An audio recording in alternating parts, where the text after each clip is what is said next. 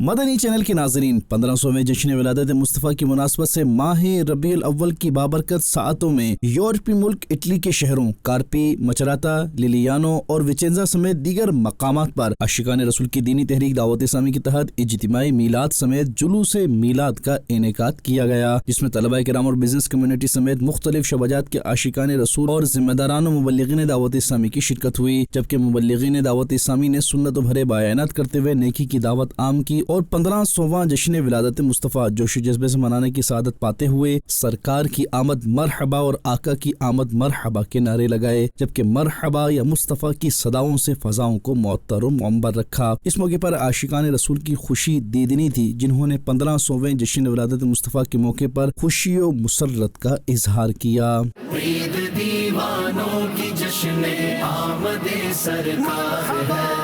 1500واں میلاد شہ ابرار